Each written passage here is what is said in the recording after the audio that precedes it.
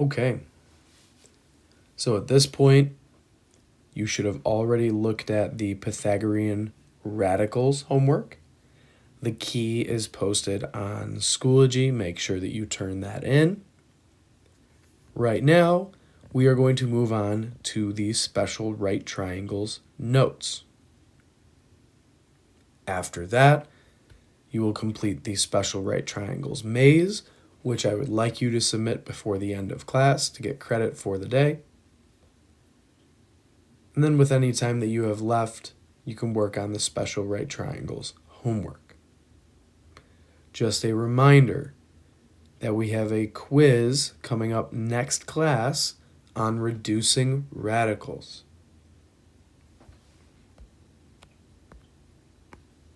Okay, special right triangles, get the notes out.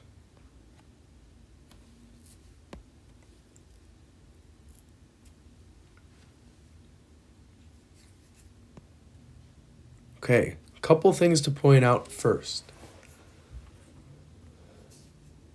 We have two different types of special right triangles. We have a 45, 45, 90 right triangle, which you will hear me say an isosceles right triangle. And we have a 30, 60, 90 right triangle, which is an acute scalene triangle.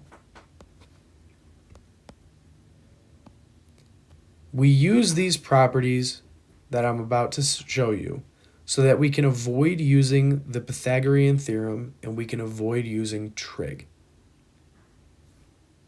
As we know with trig, you're not going to get your answer as a radical. You're going to get your answer as a decimal. But instead of approximating, since we know how to reduce radicals now, we can be as specific as possible with our answers.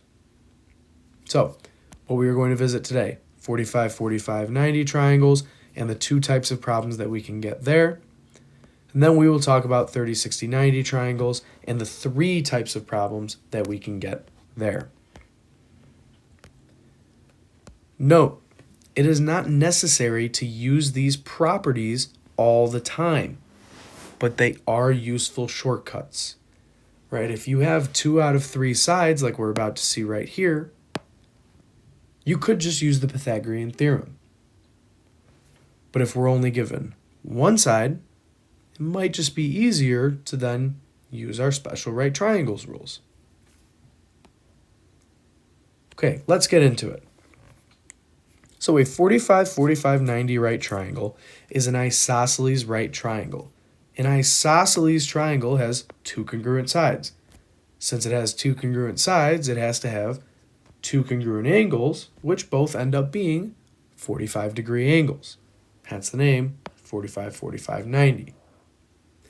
One visualization of this that you might see is a square cut in half. Here we have close enough to a square. Right, remember all these angles are going to be 90-degree angles with a square. But let's say we cut this square in half right down this diagonal. Well, since it's a square, you know that all the sides have to be congruent and all the angles have to be 90-degree angles.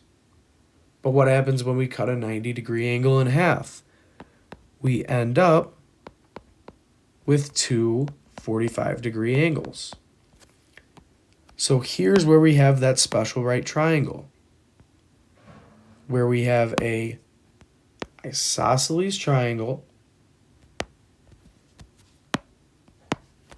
because it's 2 sides of a square. These angles are both 45 degrees. And we're left with our special right triangle.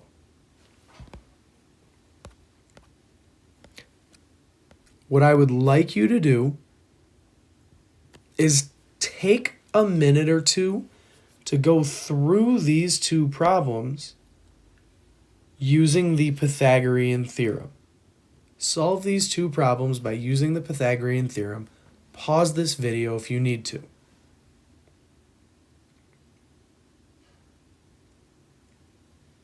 Okay. A squared plus b squared is equal to c squared. Going through it with this example, 3 squared plus 3 squared, 9 plus 9, 18 is equal to c squared, and when we take the square root of both sides, we have c is equal to the square root of 18. What we are now able to do is reduce this radical. Instead of just saying square root of 18 is whatever it is as a decimal, we can break this down. There we find a pair of 3's. That 2 stays underneath the radical. And we have 3 root 2 is equal to c. So we were given the legs of this right triangle. We found the hypotenuse. The hypotenuse was 3 root 2. If you look at the second problem, you get c is equal to the square root of 50. Now again, we don't need to leave the square root of 50 as a decimal. What we can do instead is break it down. Reduce that radical. I got a pair of 5's, left a 2 underneath, 5 root 2. So I was given that the legs were each 5, and I found the hypotenuse, the longest side, to be 5 root 2. Now, that can't just be a coincidence, right? If the leg is 3 and the leg is 3, then the hypotenuse is just 3 root 2. If the leg is 5 and the leg is 5, then the hypotenuse is 5 root 2. That is the property that we have. For any 45, 45, 90 triangle, when the two legs, the two congruent sides, are any number n, you're going to see me use n. Any number n. The hypotenuse of that triangle is just n root 2. That side, n times the square root of 2. That's our hypotenuse.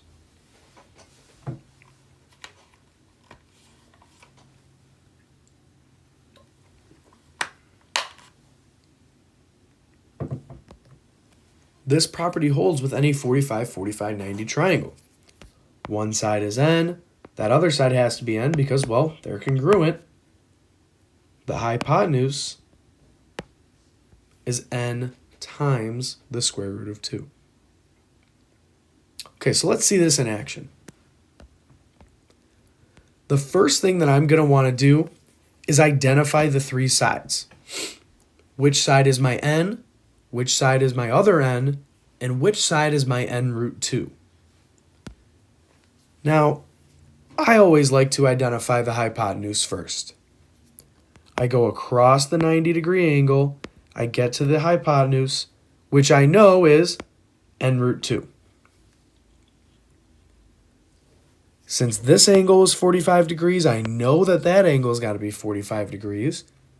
So these two sides are congruent. One of them's 8. The other one's got to be 8. So 8 is my value for n. And x is n root 2. All I'm going to do here is substitute this value that I have for n right into n root 2. So I get x is equal to 8 root 2. The hypotenuse is equal to 8 times the square root of 2. Now, here's the first type of problem. If we're just given the value for n, it becomes a pretty quick problem. If you're able to easily identify that 8 was equal to n, then you very easy could have just thrown 8 in and said that x was equal to 8 root 2. Another problem that we can see is what if we're not given n? What if we're given a different side?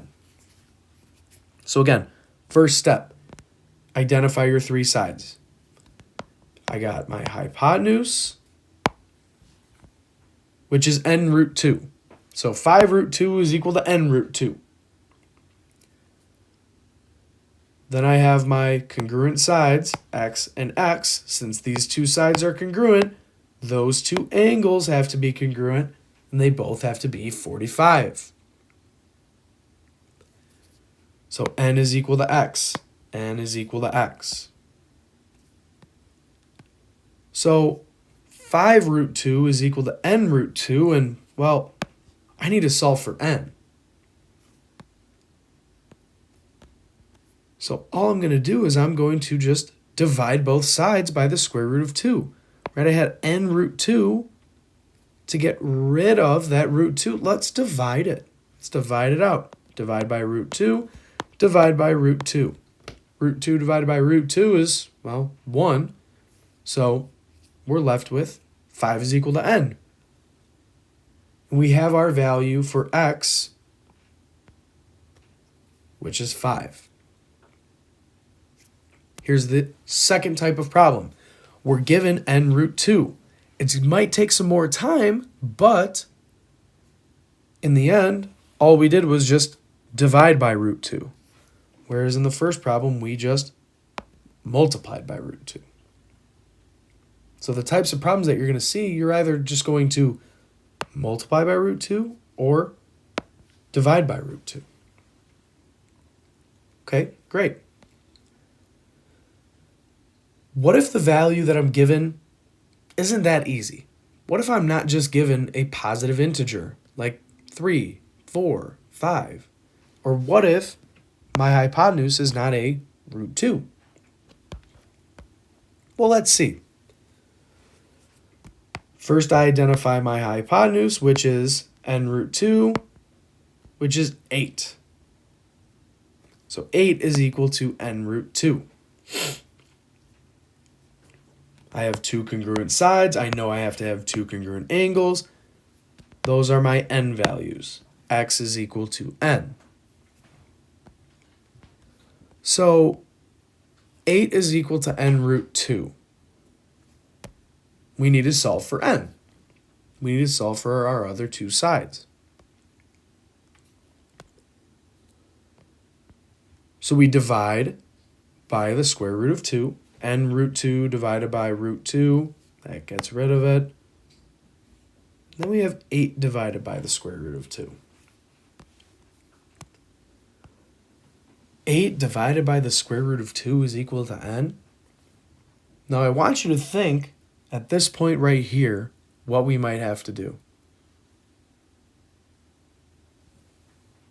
We got to rationalize. Right? We have a radical in the denominator, which we are not allowed to have as our final answer. So we rationalize. We multiply 8 root 2 by root 2 over root 2. Remember, just a fancy way of multiplying by 1. Root 2 over root 2 is just 1. 8 times root 2 is 8 root 2. Root 2 times root 2 is root 4. Square root of 4 is just, well, 2. And we're left with 8 root 2 over 2. Now, if you left this as your final answer, I'd probably just put a frowny face next to it, because you can reduce that. 8 root 2 divided by 2, well, 8 divided by 2 is 4. So my answer is 4 root 2. So I get n is equal to 4 root 2.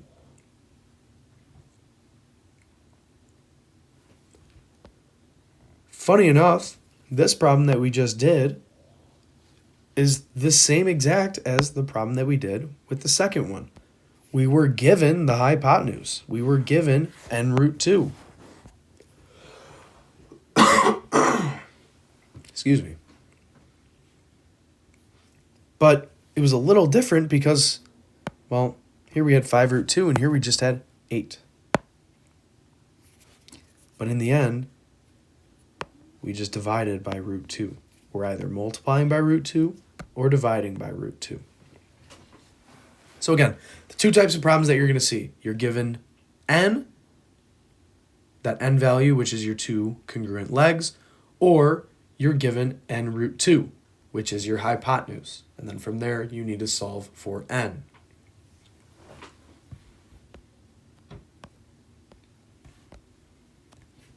The second special right triangle that we have is a 30, 60, 90 right triangle, an acute scalene triangle. This triangle is going to have one 30-degree angle and one 60-degree angle. Let's see a visual that you may see on the homework. I'm going to try and create a 30, 60, 90 triangle out of this equilateral triangle.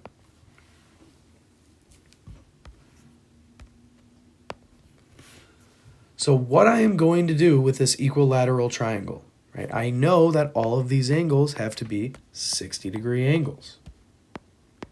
Since it's an equilateral triangle, where all three sides are congruent, it also has to be an equiangular triangle, where all the angles are congruent. So let's cut this right in half, right down the middle. Right there. I'll take off that side marker. We cut this right down the middle. Try to make it as straight as possible. There we go. What happens when we cut a 60-degree angle in half? We're left with two 30-degree angles. What happens when we drop a vertical line and meet it with a horizontal line? Well, a 90-degree angle.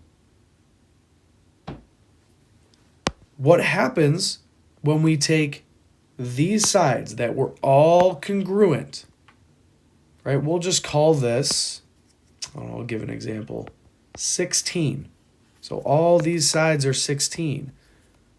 Entire bottom side is 16. What happens when we cut that in half with this side right here? Well, it becomes half of 16. 8. We'll talk about the property that we have for that side. But just so you can see the visual, because I know some of the problems on the homework may include the visualization of a 30, 60, 90 triangle as an equilateral triangle cut in half. Okay, circling back. I want you to take a minute or two to solve these two problems using the Pythagorean theorem. Go ahead, take a second now. Pause the video if you need to.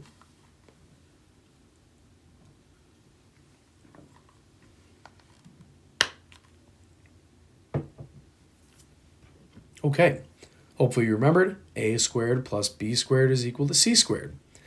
Remember now that my c squared is my longest side, which is opposite my 90-degree angle, my hypotenuse.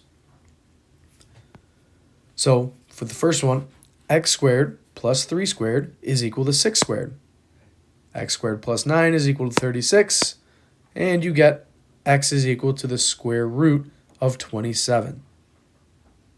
Now, 3 weeks ago, I would have told you to just put that in your calculator and leave it as a decimal. Luckily for us, we know how to reduce this radical. Break it down, find the largest perfect square. We have a pair of 3's and we leave a 3 behind. So my x value is 3 times the square root of 3. If we look at the second problem here, x squared plus 4 squared is equal to 8 squared. X squared plus 16 is equal to 64. You get x is equal to the square root of 48. Reduce this radical, find the largest perfect square, which is 16, and you're left with a pair of 4's and a 3 that you can't do anything with, so you leave it under the radical. Gives us 4 root 3. This is no coincidence. We have a 30, 60, 90 triangle. We get 3 root 3 for our middle side. We have a 30, 60, 90 triangle. We get 4 root 3 for our middle side. What we notice about 30, 60, 90 triangles, across from the 30-degree angle, I go across, I have this side right here. That is my n value. That is my smallest side, which is always going to be across from the 30-degree angle. Why? Because 30 degrees is the smallest angle that we have. Across the smallest angle is the smallest side. On the flip side, largest angle is 90 degrees. Across from the largest angle is the largest side, the hypotenuse, which is going to be 2 times our n value. It's going to be double the smaller side, which, funny enough, we did see down here when we visualized it. This entire side was 16. What happens when you cut 16 in half? You get 8. That leaves our middle side. Our middle side is across the 60-degree angle. Across the 60-degree angle is n root 3.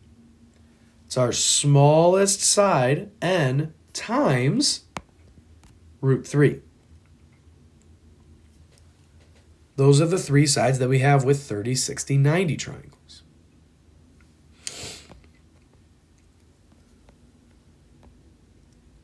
I want to do the same thing that I was doing earlier. I first want to identify the 3 sides of that triangle. Okay, I'm only given the 60-degree angle.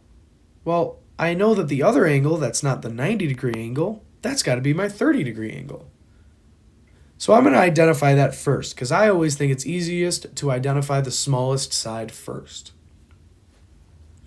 Go across the triangle, and I get 5 is equal to n. I know that that side is my n. It's my smallest side. Then I go across from the hypotenuse, which is b. My hypotenuse is 2 times my smallest side, n. That leaves me with my 60-degree angle, and across from that is n times the square root of 3. So we're given n. N is 5. A is equal to n root 3. You just substitute your n value into it, you get 5 root 3. B, my hypotenuse, is 2n. So what's 2 times n? 2 times 5 is 10. So I have the 3 sides of this 30, 60, 90 triangle with those properties. So notice, right, now with 30, 60, 90 triangles, very similar to 45, 45, 90, if we're given the n value, it's a pretty quick problem. We identify n, and we substitute it into 2n and into n root 3. The second type of problem that we can be given is, well, now we're given 2n. All right, first let's identify those sides. 30-degree angle, opposite of that is n. N is equal to d. 60-degree angle, opposite that is, well, n root 3, which is c. And then I know my hypotenuse. So 2n is equal to 12. N's got to be 6. 12 divided by 2. So d is equal to 6. It's just rewriting it with the actual variable that I wanted. Since I now know my n value, 6, I just substitute that right into n root 3, and I get 6 root 3. So my three sides are 12, 6, and 6 root 3.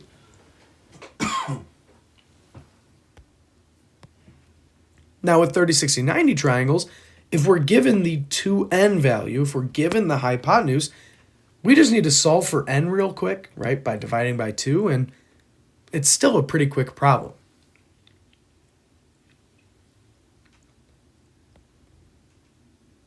But just like we saw with 45, 45, 90, might not always be as quick. 30 degrees, okay, E is equal to n. My hypotenuse is F, so 2n. And my last side across from the 60-degree angle is 12. So n root 3 is equal to 12. We got to solve for n. Just like we did with 45, 45, 90, we need to divide by this radical to solve for n. So we divide both sides by the square root of 3. Square root of 3 over square root of 3, that just leaves us with n. And then we have 12 divided by root 3. Hopefully at this point, right, you don't have to guess on what our next step is. We got to rationalize. We have a radical in the denominator. We need to take care of that. So we rationalize by writing 12 over root 3 times root 3 over root 3. Remember, root 3 over root 3, just a fancy way of writing the number 1 so that we can take care of our radicals. 12 times root 3 is 12 root 3. Root 3 times root 3 is root 9. Square root of 9 is 3. 12 root 3 over 3, 12 over 3. We can reduce that, and we get n is equal to 4 root 3. So we divided by root 3 in this case. We solved for n. So now I know my value for e. I know that e is equal to 4 root 3. To solve for f, all I need to do is multiply that by 2. And 4 root 3 times 2 is just 8 root 3.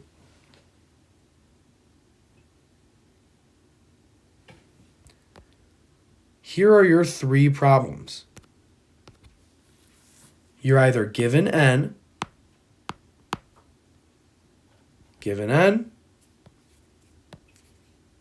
we're given 2n, or we're given n root 3.